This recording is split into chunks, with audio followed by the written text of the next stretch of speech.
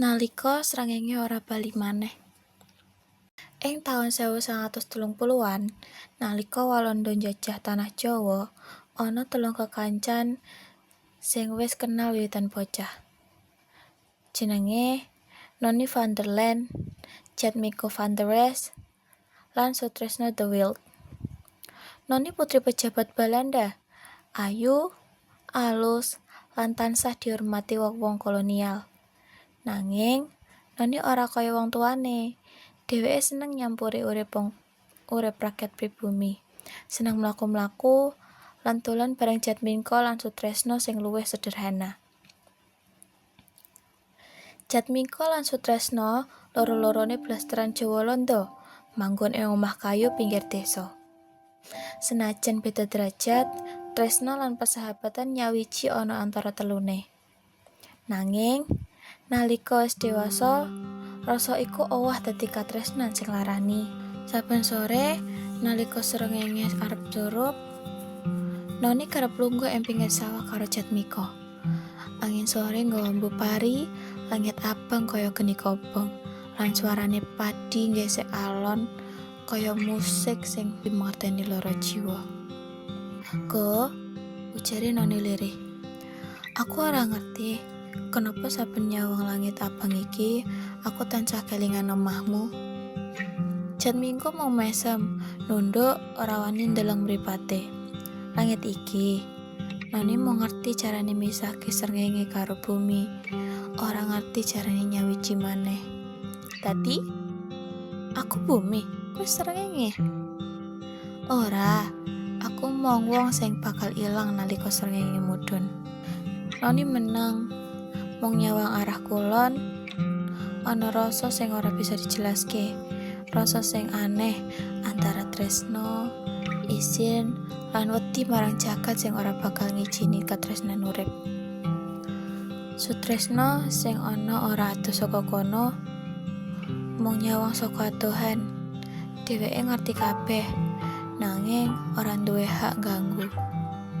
Saben nyawang Nonni kaya ana sing nancep ing dadone. Nalika pemberontakan rakyat Jawa sing saya nyebar, Jadmiko ketangkep amarga dituduh nulungi wong pribumi. Padahal dheweke mung pengen nglindungi wong sing ditindas. Sadurunge digawa menyang markas kolonial, dheweke sempet nyampar Sutresno. "Tres, aku wis salah melu urusan sing ora kudune. Yen aku ora bali maneh, tulung jaga Nonni. Aja nganti dheweke nandang lara amarga aku." Sutresno mung bisa manggut, matane wis kebak banyu. "Ko, aku bakal njaga nganti srengéngé bener-bener ora bali maneh." Sawise kuwi, Jadmiko digawa prajurit Walanda, ora ana sing weruh maneh. Sawise seminggu, kabar teka. Dheweke ditembak nalika nyoba nyelametke wong sing dikirim kerja paksa. Nonni ora bisa nampa kabar kuwi. Wong tuane nglarang dheweke nyebut jenenge Jadmiko maneh. Nanging, saben sore dheweke lunga menyang pinggir sawah sing biyen dadi panggonan guyu bareng. Sutresno tansah ana ing jejere, njaga kaya amanate kancane.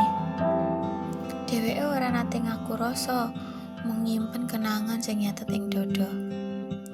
Sajrone wengi udan, Nonni maringi sepucuk surat lawas marang Sutresno. "Iki layang saka dheweke," ujar lirih. Ditemokke prajurit nalika nganterke jenazah Jadmiko. Sutresno maca surat kuwi kanthi gemeter, nanging dheweke kaget. Surat iku dudu kanggo Nonni, nanging kanggo dheweke. Isine mung sewatara ukara. "Tres, aku ngerti kowe sing sejatine tresna marang dheweke. Yen srengéngé ora bali maneh, titip rasa sing tak tinggal." Sutresno meneng suwe, suarane mung kaya angin sing liwat ing sela-sela sawah. Dheweke ngerti, Jadmiko lunga ora amarga wedi, nanging amarga tresno sing luwih luhur tinimbang dhewe. Nalika langit abang maneh kaya sore-sore mbiyen, Sutresno pisih alon. Nalika srengenge ora bali maneh, tresnomu ora ilang, mung ganti dadi cahya sing nglindungi wong sing isih urip. Tresno sejati ku ora butuh pengakuan. Kadang wong sing paling tulus iku sing gelem lunga supaya wong liya bisa ngrasakne cahya sing isih ana.